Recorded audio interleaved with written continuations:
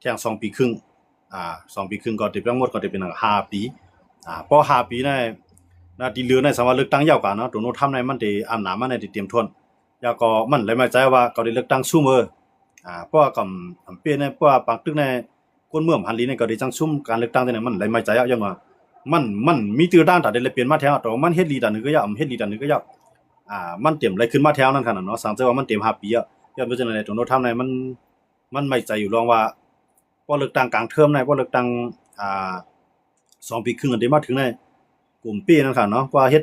ได้ละอย่างด้วยก็ตึกอีหลานในคนเมืองส่วนใหญ่ฮันลีมันก็ได้10 ตึกอีหลานแฮงๆก็ในคนเมืองของมันน่ะฮันลียันเบิดโนทำในลาดว่าในลุงฟ้าเขาในโหลเลยมีรองงำเย็นเนาะเตรียมไรใจแฮงซึกเสกีปัญหาแล้วก็กู้ภัยภายในที่ได้มีรองกัดเย็นโนทำในที่เอาตัวมันในคืนมาเสเมืองไหลตึกกันในโนทำได้เข้ากับเกให้บางตึกนั้นขึ้นลงกว่าก็กับโนทำเฮ็ดไรกันเนาะอันโนทำเฮ็ดไรในได้เฮ็ดไรอยู่1หาไม่ไทยและกัมพูชาตึกกันอันนั้นโนทำในจีสังให้ขึ้นกำเดียวกัมพูชาก็สำเป็นไผซุ่มนั่นค่ะเนาะไทยในเป็นไผเป้ปูนไว้เฮ็ดนั่นแหละกำในเพราะว่าโดนโนทำสังกึดในต่อให้ไทยในเป้ปูนคำเมียนดันนี้ก็ยาวเจ้าแห่งซึ่งในเข้ากับตึกทางยังเบิดโดนโนทำรัดว่าเพราะว่าไทยในมันขึ้นบางตึกในไทยในได้ยากขึ้นขวัญโดนโนทำเป็นหลอกว่าดีนะก็เฮ็ดในไทยก็กะเลยยอมเนาะกะเลยยอมขึ้นบางตึกกัมพูชาก็กะเลยยอมขึ้นก็ในปากีสถานและอิหร่านปากีสถานและอินเดียอันนั้นก็ตึกกันโดนโนทำก็รัดว่าสั่งให้ขึ้นอันนั้นก็เครียดให้ขึ้นกว่าปางตึก2 ปางคั่นเนาะก็ในปางตึกยูเครนและรัสเซียตรงโน้ทำรัฐว่าพวกก็เลยเป็นประธานาธิบดีมาในเกาหลีเฮ็ดให้มันยาวภายใน1 ปากวัน1 ปากวันในที่เฮ็ดให้ยูเครนและรัสเซียขึ้นปางตึกกันให้ได้ก็ก็ตรงโน้ทำได้คัดใจอยู่กลางมาสิคัดใจมาหลายปอกหลายกำก็ปางตึกนั้นขึ้นลงกว่าหลายเนาะปองว่าเมืองยูเครนและรัสเซียนั้นเฮ็ดให้ตรงโน้ทำในสั่งปางตึกนั้นขึ้นหลายกับในทางด้านหนึ่งอันอเมริกันที่ได้ปังตึกขึ้นแล้วนั่นอิสราเอลและฮามาสตรงโน้นท่านนั้นมันได้ใจลอกไล่หลอกใจลอกไล่หยอกเนาะใจลอกไล่คุยส่วนตุ่มพังก็ในตรงโน้นท่านรัฐว่าอิสราเอลและตั้งฮามาสได้หรือขึ้นปังตึกเมื่อจ้างในทั้ง2 ฝ่ายนั้นไปขึ้นเนาะฮามาสก็บ่ยอมขึ้นก็ในอเมริกันรัฐว่าพอฮามาสยอมขึ้นปังตึกอเมริกันตัวโน้นท่านนั้นได้ก็ส่งแห่งศึกเสียเลยเข้ามาซิมเบียดฮามาสส่งฮามาสลงอะไรอยู่โนทำก็ใจลอกไล่ไม่แข็งในตัวฮามาสกำลืนมาฮามาสก็ย่อมขึ้นปังตึกอิสราเอลเลยฮามาสก็ขึ้นปังตึกกว่ากันเนาะก็กะว่าเสียฮามาสและอิสราเอลขึ้นปังตึกกว่าในอเมริกันมันจะอย่างอิสราเอลกันเนาะอิสราเอลเลยตั้งอเมริกันและโฮมือในกว่าตึกอิหร่านเนาะโฮมือกับตึกอิหร่านตึก2 กัมเอาค่ะเนาะ2 กัมโมกัมมันตั้งได้ก็ติดตึกกันอยู่หมอก15 วันไงไปกับปอกกำลังได้ตึกกันมายาวแห้งไว้เนาะยันเพื่อมันเป็นปางตึกกันขาล่างเผาขาล่างแบบผู้นำกันนั่นค่ะเนาะเหมือนเช่นผู้นำของอิหร่านในตั้งหมดทั้งเสียงเขาว่าเนาะหมอก70 กว่าเนาะตายกว่าที่เจอผู้นำผู้มีจันตั้งหลายกันเนาะหมดในกึดอายากึดมุจตบาคามานีอันเป็นลูกชายของอายะตะลอคามานีนั่นหมดในกึดไว้ใกล้ๆมันก็พัดนี่หางในตามันพัดนี่ตูมันสิเกาะเนาะเหมือนเช่นว่าอยู่ไว้ใต้หูลิ้นนั่นค่ะเนาะอันนั้นก็ตึกอยู่รอดก็ละอยู่สังเกตว่าในหน้าในตามันขึ้นมาปอขึ้นมาเนื้อลิ้นเมื่อไรเนี่ยอิสราเอลเนี่ยที่จังเกียบเปียดอันเป็นมวดสัตว์ป่าคามานีในก็เป็นไรกันเนาะยังบ่จังดังว่าผู้นำอิหร่านเนี่ยว่ามื้อนั้นเนี่ยเหมือนมีก็ซ้ำมีไว้อยู่ที่ว่ามีก็ซ้ำพัดนี่นาในตาว่ามันอยู่ที่แล้วดังว่ามื้อนั้นมันก็อยู่ทั้งใต้ดินในสังการกันนะครับเนาะเพราะว่ามันอยู่ในลิ้นเมื่อไรเนี่ยบอกว่ามันก็ได้ลงมาลายมื้อนั้นนะครับเนาะมันจังนั้นมวดสัตว์ป่าคามานีเนี่ยครับเนาะยันบ่เนี่ยข่าวของอิสราเอลและดังอเมริกันในจอมตามหามันอยู่ที่ๆนะครับเนาะว่ามันอยู่ที่แล้วหมดนั้นก็ที่เขาฮู้ว่ามันอยู่ใต้ลิ้นนะครับเนาะก็ว่าฮู้ว่าใต้ลิ้นที่แล้วนะครับเนาะเหมือนฉะนั้นจุ่มก่อการร้ายทั้งหลายซะแน่บ่ได้เป็นฮิซบุลลอฮ์เนี่ยฮามาสเนี่ยบ่ได้เป็น IS เขาเนี่ยจุ่มจังนั้นเนี่ยกำนำได้เขาได้อยู่ใต้ลิ้นในลูกพื้นครับเนาะเขาได้อยู่ใต้ลิ้นในต่อสู้เพราะเขาออกมาดีเนาะเขามายื้อขึ้นลงกว่าใต้ลิ้นคำว่าการอยู่การกินเขาตื่นแต่อยู่ใต้ลิ้นในต่อสู้ครับเนาะเหมือนฉะนั้นซุมตาลิบันฉะนั้นอยู่ในเมืองอัฟกานิสถานเมืองต่างครับเนาะต่อสู้อเมริกันในครั้ง20 ปีเนี่ยอยู่ในหูในถ้ำอยู่ในใต้ลิ้นในตึกต่อถึงอเมริกันในป้อเลยถอยออกทับซึกครับเนาะแต่ว่าจะในรายการต่อสู้เขาก็ในเมื่อในลุงฟ้าครับหมดเหลือในอันเป็นปางตึกนาใหญ่เสเมืองต่อเมืองมังกันอยู่นั่นเนี่ย มันได้มีอิสราเอลและเลบานอนเนาะเลบานอนน่ะมันจื้อตังตัวเลบานลงบองซึ่งเลบานอนให้เขามาตึกมันเป็นจุมฮิตบ่ล้ออันเป็นตีนมือของอิหร่านนั่นค่ะเนาะเป็นเจ้าอาหรับอันนับถือศาสนาชีอะห์กันเนาะชีอะห์เขาจะนำลุกขึ้นต่อสู้ซุนนีมันเป็นศาสนาสองอันนี้ก็มังกันก็ในอิสราเอลในโมเดลในมันก็อันยึดเอาเมืองเลบานอนในบางส่วนให้เป็นฮู้กันตอนดาเมืองของมันน่ะเนาะนั่นคือสังว่ามีฮิซบุลลอฮ์เข้ามาตึกมันเมื่อไหร่ให้มันไหลอยู่ในเมืองเลบานอนอันอยู่พื้นที่ฮิซบุลลอฮ์ใส่กุมกำนั้นตึกขึ้นกว่าเต็มแล้วมาถึงในเมืองอิสราเอลอันในอิสราเอลก็เข้าก็ยึดในเมืองเลบานอนไว้บางส่วนกับในทางหนึ่งในเมืองซีเรียก็ยึดไว้เป็นบางส่วนเนาะยึดไว้สังว่ามีปัญหาสังมาอย่าไปให้มาถึงในเมืองอิสราเอลเอาแซงซึกในก็ตั้งไว้ในเมืองเบิ่นก็ในอิสราเอลในได้ตั้งแซงซึกไว้หนึ่งในอิรักเนาะในขยามหมดเลยครับเนาะสองมาในเลบานอนสามมาในปาเลสไตน์สี่มาในซีเรียอิสราเอลในเป็นเจ้าคืออำใหญ่เนาะเป็นเมืองที่อำใหญ่ก็ก็ว่าออเงียนตั้งให้ตั้งหัดหานะมันเตรียมตัวดีนะแต่ว่ายึดเอาเมืองเขาจะไหนใช่แล้วพอสู่ใครเป็นปัญหาน่ะก็เฮาเดี๋ยวแฮงสิเขายึดไว้ดีแนวเมื่อไรสู่ยอมวางกองกลางยามมื้อนั้นเฮาจ้องไกมาอุกันมื้อนั้นพอสุ่มยอมวางกองกลางก็เฮาเดี๋ยวแฮงซึกเสเอาเมืองสู่ในขึ้นเป็นโหเรียนลิ้นตอนตามเมืองเฮามันเหมือนเสียงอีรูเดียงก็เหมือนเสียงหนังเมืองเขียมายึดเอาเมืองเฮาค่ะก็ตั้งนึงในมาจอยจุ่มอยู่กองกลางจุ่ม1จุ่ม2แทงตั้งนึงในจอยไผซึกมันแทงตั้งนึงในยึดเอานาลินเฮาเหมือนเสียงหนังในนาเตียนว่ากุ้มกำในนาตีนเมืองลากุ้มกำในนาเตียนเกากลางกุ้มกำในนาเตียนซึกมันกุ้มกำบางส่วนเหมือนเสียงหนังเมืองใต้เขาปอดหมู่จีจังได๋กันเนาะอันนี้ก็เขียมายึดกว่าน้ำหนักเฮาดีๆเนาะในกันเนาะแต่ว่าลุงบองซึงนั้นพัดลาสังย้อนบ่ลุงบองซึงอ่อนๆแล้วก็มีจุ่มอยู่กองกลางอยู่ในเมืองนั่นแหละเนาะขึ้นลุกขึ้นต่อสู้กันนะอันนี้เฮาอยู่ในรูปอย่างคั่นเนาะเมืองเฮาคั่นถูกเมืองเขยึดซิมกว่ากำร้อยๆคั่นเนาะก็ในมื้อนั้นก็เหมือนจะนังอิสราเอลในหนังคือมันเต็มเพน่ะเต็มมาถึงในเมืองมันน่ะมันเอาแฮงซึ่งในเขาตั้งไว้ในเมืองเพิ่นเพราะว่าตึกกันก็ตึกกันในเมืองเพิ่นนั่นเนาะบ่ได้ในเขาได้ตึกกันในเมืองเลบานอนก็ก็ว่าในเมืองเลบานอนนั้นมันจะว่ากับตึกลงปองซึ่งเลบานอนมันกว่าตึกอันเป็นซุมฮิซบุลลอฮ์ซ้ำเป็นตัวแทนของอิหร่านเนาะอันเป็นฮามาสก็เป็นตัวแทนของอิหร่านฮูตีก็เป็นตัวแทนอิหร่านจังว่าอิสราเอลในกว่ายึดเอาในเมืองเขาจะไหนเสส่งแฮงซึ่งในเขาก็อยู่ไว้คั่นเนาะที่อิสราเอลก็อยู่ไล่นะอิสราเอลก็เอากวนมันก็ปักไว้เอากวนมันก็ปักไว้คั่นเนาะมื้อใดกวนเมืองของมันน่ะก็เหมือนจะหนังเมืองปาเลสไตน์ในอิสราเอลเนี่ยเอากวนเมืองของมันก็ปักไว้แล้วก็ที่ในเมืองซีเรีย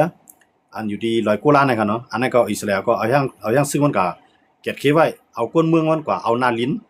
อิสราเอลจะลอกล้านน่ะก็การในเมืองเลบานอนนั่นได้ก็อิสราเอลไปเอาอย่างกวนมันเข้ากว่ามันตึกเอาซึกเข้ากว่าก็สังเกตว่ามันยึดแล้วเนี่ยมันก็ได้เอากวนในล่ามเข้ากว่าอิสราเอลได้จะลอกล้านในอิสราเอลเป้าหมายของอิสราเอลนั้นตอนนั้นเนี่ยอิสราเอลเขาขึ้นอยู่ปืนเก่าเขาว่ามึงกะป่วนมาในอาหรับทั้งหลายซิเนี่ยมันยามเป็นอาณาจักรของเจ้ายิวย้อนมันจะเลยยิวเนี่ยขึ้นควักอาณาจักรขึ้นเลยควักนาทีขึ้นเนี่ยแต่ว่ายิวเขาเนี่ยเขามีแผนการได้เนี่ยว่ายิ่งว่าจ่ายเขาเนาะเจ้ายิวเขาเนี่ยเขาเฮ็ดซึกกันหมดเฮ็ดซึกไปตั้งเมืองเขาเนาะเฮ็ดซึกไปตั้งเมืองเขาอันเป็นคนเมืองก็อยู่ก็กะว่าเป็นคนหนุ่มสาวเนี่ยอ่อนกันเฮ็ดซึกแบบเนาะว่าคนยิงว่าคนจ่ายกันเฮ็ดซึกไปตั้งนำกำในอิสราเอลเขาเนี่ยเขาจะเลิกล่าในอิสราเอลซิมกว่าดินะซิมเมืองกว่าดิกำในอิหร่านเนี่ยก็อ่อนๆเนาะอิหร่านเนี่ยก็อ่อนๆเนาะในขยามเลยตั้งกลางหาวเนี่ยมันกุมไรนั่นค่ะเนาะว่าอิสราเอลเนี่ยกุมกำตั้งกลางหาวเนี่ยเพราะอิหร่านมังอิสราเอลหมดเลยนะอิสราเอลเนี่ยทุบอิหร่านในกำซื้อขี่เครื่องบินในมังไรกำซื้อกำในอิหร่านเนี่ยก็ได้ยืมมาอะไรก็อยู่ไกลๆยืมมาไงแต่ว่านั่นคือมันได้ยืมอะไรในเมืองอิสราเอลไรลีๆนั่นเนี่ยมันจะอะไรมาแต่งตั้งกันจุ่มฮามาสเขาจุ่มฮิซบุลลอฮ์เขาอันอยู่ไว้ในเมืองเลบานอนเนี่ยอยู่ในเมืองปาเลสไตน์เนี่ยอยู่ไว้ในเมืองเยเมนเนี่ยเอาเขาจะไหนมายืดเตียนย้อนเบอร์อิสราเอลและอิหร่านเนี่ยเขาห่างไกลกันนับโหหิงลักมันนั่นขนาดเนาะเดี๋ยวมาในเดี๋ยวยังซึกมาจู้กันในโหหิงลักมันนั่นจังมาจู้กันก็เลยอยู่ไกลๆเมืองดอกเมืองไงขีปนาวุธในยื้อใส่กันเอาดรอนในยื้อใส่กันก็กับอิสราเอลได้ใส่ดังขีปนาวุธในยื้อใส่อิหร่านใส่ดังดรอนในยื้อใส่อิหร่านกำในขี่ดังเครื่องมีในยื้อใส่อิหร่านก็กับอิหร่านเนี่ยจะจังมังอิสราเอลในนึงในเอาตัวเตี้ยนมังสองมาในเอาขีปนาวุธสามมาในเอาดรอนมันจะได้สามแนวตั้งก็กับอิสราเอลเนี่ยเอาซึกกลางหาวมังยาก็เอาดวนเอาขีปนาวุธอันนั้นได้ใจอะไรอยู่แนวสามแนวตั้งเหมือนกันก็ว่าอิหร่านเนี่ยจังใจเครื่องบิน อิสราเอลในจังใจเครื่องบินมันเปิดที่ไหนครับเนาะก็ในอิสราเอลในก็ทุบฮิตบุลลอเต็มทีหมดแล้วในฮิตบุลลอในก็ใครอยู่หยาบค่ะเนาะฮิตบุลลอในก็อิหร่านในมันออกอิหร่านในก็จังมาจอยมันได้นะครับเนาะกำในอันเป็นหามาสก็อิหร่านก็จังจอยมันแล้วในเพราะว่าก็เลยเตรียมมาให้อิหร่านก็อิสราเอลในทุบเรียบเพราะว่าเขายื้อใส่ในเมืองอิสราเอล10ลูกอิสราเอลในเดมังให้เขาปักลูกมันได้เป็นจังนั้นครับเนาะจังว่าหมดแล้วในตุนทำก็ลาว่าให้อิสราเอลในถอยไปแน่อันเขาก็ยึดในเมืองเลบานอนตั้งปอดจานของอิสราเอลปอดจานของเลบานอนนั่นให้อิสราเอลถอยบันแล้วก็ให้เอาตับซึกลงปองจึงมาอยู่เตียนก็ฮิตบุลลอซ้ำยอมพวกฮิตบุลลอยอมก็บอกว่าอิสราเอลก็ติไลมังดังจุมฮิตบุลลอกำในก็อิสราเอลในได้กล่าวโคมมือลงปองซึ่งเลบานอนว่าที่เอานาลีนั้นได้อันที่ยึดได้ได้ที่เอาอาปันได้มือลงปองซึ่งเลบานอนเตรียมเลยมีจุมฮิตบุลลอก็ฮิตบุลลอยอมนะครับเนาะเพราะฮิตบุลลอยอมก็บอกว่าลงปองซึ่งเลบานอนแล้วก็ติไลขึ้นมังฮิตบุลลอกำในอิสราเอลก็ติจังมังฮิตบุลลอติ้นมังให้ฮิตบุลลออาจารย์มันจะไหนมื้อนี้ฮิตบุลลอในก็คันใจครับเนาะที่วางกองกลางก็จังวางพวกวางกองกลางอิหร่านทำปันวางพวกทอมอิหร่านก็อิหร่านก็ซ้ำเต็มจ้อยแต่ว่าฮิตบุลลอก็มีดังเลือกก็กระไรตายเตี้ยนต่างอิหร่านเนาะฮามาสก็ตายเตี้ยนต่างอิหร่านฮูตีก็ตายเตี้ยนต่างอิหร่านก็ในอิหร่านเนี่ยตัวมันก็ยากกินอยู่แล้วครับเนาะอเมริกันในอิสราเอลในโฮมือเนี่ยมังมันเต็มที่เนาะอันนั้นก็อันนั้นมันจะกึดกว่าครับเนาะสังเกตว่าลองอุกโอ้กันที่กรุงโดฮาเมืองหลวงของกาตาร์นั้นแคมป์แลบ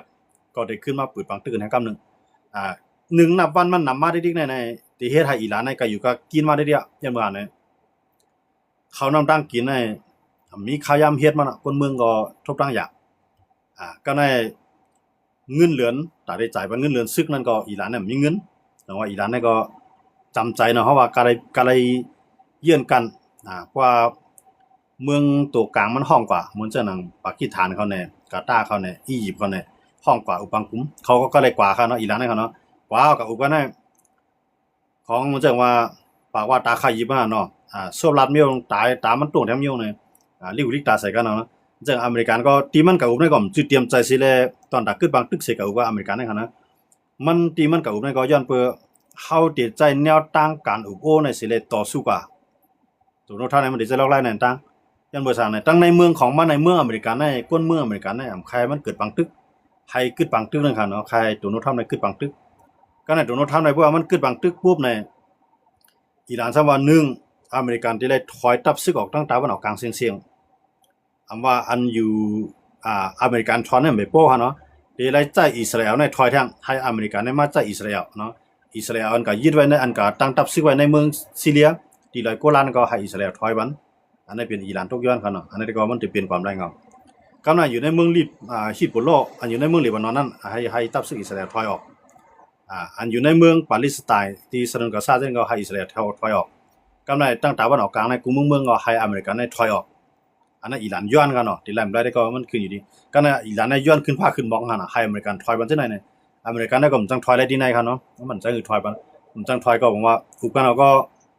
มันเปลี่ยนพังห้างไว้นั่นขนาดเนาะมันเปลี่ยนพังห้างให้กับอุกันเขาอุกันมาในนึงในกับอุกันที่ฝรั่งเศสอุกันมาลอง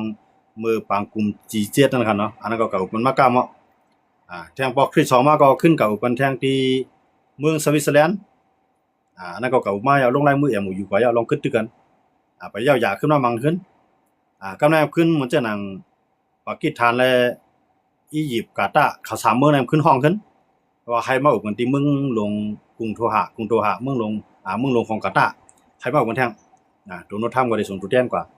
อิหร่านก็ส่งตัวแทนกว่ากำลังส่งตัวแทนกว่านั้นตั้งตัวแทนเขาเนี่ยกับอุกันนะครับเนี่ยอิหร่านก็กระทบตัวเป็นกลางไงอเมริกันก็กระทบตัวกลางไงอิหร่านและอเมริกันเนี่ยมาทบกันน้ำซีกันเนาะยันเบอร์ไว้ใจกันก็ในโดนัลด์ทรัมป์ก็เราว่าเพราะว่าใจโลกไล่หลีเอาไล่หลีเสียอุปโยอิหร่านในเอาความอิหร่านในถ่อมความอิหร่านเนี่ยเฮ็ดจอมก็การไล่ใจโลกไล่อันพูดขาดเสียเลยเจไล่ญาติลูกเหลียวไปอิหร่านก็ยาวโดนัลด์ทรัมป์เนี่ยมันหลอกไว้เขาในครับเนาะว่าเดี๋ยวญาติลูกเหลียวไปให้อิหร่านในหรือสังโดนัลด์ทรัมป์เนี่ยมันหลอกมาหลายปอกครับเนาะเอาไล่หลีในพวกมันตื้อก็การไล่ใจโลกไล่แก้มไว้เนี่ยโดนัลด์ทรัมป์ในลาได้จังได๋ครับเนาะ ก็ก็มันได้ไปตึกในขยะมันน่ะมันจำได้ย้อนบ่ซังย้อนเบิ่งคนเมืองอเมริกันน่ะหันหลียาก็สภาในเมืองอเมริกันเขานั่นก็หันหลีตัวโน้ทำในมันย่าไว้2ภายเนาะคนในเมืองของมันหนึ่งในคนเมืองอันเป็นฐานเสียงอันเป็นแห่งอันเป็นก้นปันแห่งอันเลือกตั้งประธานาธิบดีตัวโน้ทำขึ้นมานั้นขำหันดีลองปังตึกก็ได้ตัวโน้ทำซ้ำกับเฮ็ดปังตึกเขาจะในก็เตจังปีนผายมันสิแลขึ้นกว่าเลือกขึ้นภายปฏิดิโมแครตขึ้นมาเป็นประธานาธิบดีขึ้นมาเป็นลงปองซึ่งขึ้นตัวโน้ทำโกตัวไหนครับเนาะจังว่ามื้อนั้นยันไว้ก่อนเอาข้าวยำจันไว้แทงก่อนให้มันเลือกตั้งยาวให้ก่อนผู้เลือกตั้งยาวตัวโน้ทำฮู้ว่าเปิ้นเปรี้ยวนั่นแหละอีหลานนั้นห่างเฮียนเตรียมตัวลงอะไรๆนั่นคั่นเนาะสังเกตว่าอุปกรณ์กว่าที่กรุงโดฮาเนาะมันเมืองลงกาตาร์เนี่ยมันไปเป็นกลางก็ได้ขึ้นปุดบางตึกท้องแท่งๆมันเต็มจะเป็นบางตึกอันกวาดล่างกำซื่อเขาเนาะยันเบอร์มันได้เลยมีรองเลือกตั้งคนเมืองมันลีจังไดให้ตัวโน้ทำมีข้อความมันรัดมีข้อความรัดว่าเฮาในคัดใจกุมเมียวยาคนเมืองเฮาก็หันยาว่าอีหลานเนี่ยมันตื้อดันหือย้อนนั่นแหละพวกคนเมืองเฮาหันลีก็เฮาหลุดสั่งสอนอีหลานเนาะมันได้ขย้อนเสียงกลางใจคนเมืองมันเนี่ยแล้วก็ให้สภาเตๆในสภาได้มันเป็นเสียงส่วนใหญ่ครับย้อนบ่มันเป็นลงมองจึงเขาเนาะมาสภาใต้มาสภาเหนือตัวโน้ทำเอามันจังตัวโน้ทำเนี่ยเขาเป็นเสียงส่วนใหญ่ก็กะวันมื้อนั้นน่ะอันเป็นภายก้นลงปองจึงของตัวโน้ทำเขาเนาะก้นของตัวโน้ทำเนี่ยมังสุนมันจังหนังโซมันจังหนังสภาสูงในเขาเนาะมังภายในคำหันลีลองตัวโน้ทำเฮ็ดบางตึกย้อนบ่นั่นเพราะตัวโน้ทำให้บางตึกว่าในตีเฮ็ดให้ปาร์ตี้พรรควิเกินในซุ่มปางเลือกตั้งหั่นน่ะเนาะมื้อนั้นเขาก็กว่ายุคมือปันให้จำกัดอำนาจของให้เฮ็ดให้อำนาจของตัวโน้ทำได้อย่าไปให้มันล้วนลือน่ะให้มันเฮ็ดหามไรพ้องนั่นก็เนาะจำกัดไรท้องเฮ็ดหามไรพ้องก็เฮ็ดให้ตัวโน้ทำนั้นอำทางห้างไปได้ลีๆอำทางห้างต่อสู้ได้ลีๆอำทางห้างใจแฮงซึกไรเต็มที่แต่ว่าตัวโน้ทำนั้นมันยึกๆยากๆกันเลยนะครับเนาะที่บางที่ก็จังเตรียมมังก็อีหลางซ้ำโหแข็งนี่นั่นแหละตัวโน้ทำในกว่าดังหน้าก็หยับถอยดังหลังก็จังเลยเอาคำปังตึกไว้ครับในขยะหมดเลยครับเนาะมันจังปางหลายข้อมูลได้ก็จังถอยหรือนำก้าเนี่ยตัวโน้ทำในตั้งตะวันออกกลางมันจะหนังซาอุเนาะซาอุและอเมริกาในมาพิจัยแท้เนาะในขยามบางตึกเมืองตั้งในมือตึกกันในอิสราเอลในตั้งอเมริกันโฮมาในมังอิหร่านเมืองตั้งในครับเนาะกำในอิหร่านในได้ยื้อใส่ในเมืองซาอุยื้อใส่ในเมืองปาเลนคูเวตกาตาร์จอร์แดนแล้วก็ยื้อใส่ป้าซาอุแล้วก็ UAE อิหร่านในยื้อใส่เขาใช่ไหมกำในอเมริกันนั่นก็อำเก็ดเคบันไล่ติๆนั่นค่ะเนาะอำเก็ดเคในติๆมันจะนางซาอุในก็บ่ใครพอใจก็ในปางหลายข้อมูลในมันไปเอาแฮงให้อเมริกันในกำเดียวนั้นมันไปกึ่งกลางปืนไล่ในอเมริกันในย้อนแฮงที่ซาอุในมาจ่อยให้ซาอุในสูงขึ้นตึกในเขามาจ่อยกำในซาอุซั่นว่าป้อคือเขาก็ตึกเลยมันยาวปากตึกในมันได้ลุกลามเด้อเก่ากันว่าจังนั้นแหละซาอุได้ไปส่งแฮงซื้อเขากับจ่อยอเมริกันก็ในเฮ็ดให้ตัวโน้ทางในพิจัยครับกับนั่นเนาะตัวโน้นท่านมาพิจัยนะโอ้ยลีมันเหมือนจะหนังซาอุดิอาระเบียนะครับนะตัวโน้นท่านมาพิจัยมันตัวโน้นท่านลาดว่าติดถอนทัพซึกออกในเมืองซาอุว่าถอนทัพซึกออกในเมืองซาอุก็บอกว่าซาอุตีให้ซาอุนั่นก็ปึงอิงขี่ได้รัสเซียแบบในลอกล่าให้ตัวโน้นท่านกันเนาะแต่ว่าตัวโน้นท่านในมันให้ไทยโอ้ยลีของมันในอันย่ำยุ่มใจกันมาอันย่ำจอยแถมมาในมันไว้ใจสังเกตว่าซาอุเขาเมืองตั้งในซาอุเขาอยู่เขากาตาร์เขาตั้งตะวันออกกลางทั้งเสียงเขาลาดว่าตัวโน้นท่านเมืองอเมริกันผู้นำอเมริกันในปางตึกในให้เป็นปางตึกอันกวาดล่างไปตับซึก IRCC เขาจะได้อยู่ด้านหลังให้พร้อมจอยเฮียงเงินเต็มทนก้อยกะมื้อนั้นตัวโน้ทำก่อมเฮ็ดจ้อมหนังอันที่เขาทุกย้อนก็ไม่ตัวโน้ทำในแถมเดียวๆเฮียงซึกในตึกใส่ให้ยาวกว่าเนี่ยตัวโน้ทำในเลือกเส้นตั้งที่ได้กึดปางตึกต่ออิหร่านเฮ็ดจ้อมหนังกลางใจซาอุเขาก็เปลี่ยนเฮ็ดจ้อมกลางใจอิสราเอลเขาก็เปลี่ยนเฮ็ดจ้อมกลางใจของกาตาร์เขาก็เปลี่ยนตั้งๆนี่เขาจะได้พร้อมได้จอยเฮียงเงินหั่นเนาะให้อเมริกันในมังอิหร่านในเลียวแบบก็กับอเมริกันซ้ำวนว่าพวกกำมังอิหร่านเลียวแบบในซาอุจะในวันมื้อนามาเขาเดิมสร้างกินเขาได้กับโฮมมันสิเลยมาต่อรองอำนาจต่อเขายังบ่จังได๋ก็โลรักษาว่าอิหร่านน่ะก็กับให้อิหร่านมายอมต่อเขาอเมริกันได้บอกว่าซื่อๆมันก็มาหันส่วนตัวหั่นเนาะสังเกตว่า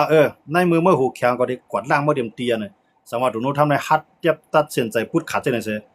เอากาตาร์เขาอียิปต์เขาจอร์แดนเขาในพร้อมดาวแพงซึกในจอยอเมริกันเขาเนาะก็อเมริกันเนี่ยมันเลือกเส้นตั้งนั้นตัวโน้ทำในมันเลือกเส้นตั้งที่ว่ามันจะว่าเปิ้นจะในพร้อมได้มังเมื่อน่ะนะพวกเมื่ออุกลีลีเนี่ยเขาจะในก็เต็มจังมังเมื่อก็เต็มมังเมื่อเข้ามาให้ก่อนแหละลอกลายตัวโน้ทำในใคร ไข่หลักอีหลานในมาเป็นอ้วยหลีมันตัดเอ็นแห้งเขตัดเอ็นแห้งรัสเซียเมื่อเหลือในมันมีอีหลานในเฮ็ดให้การต่อรองมันจะหนังรัสเซียเขาเขเขาก็มีค่ายามนั่นหั่นเนาะ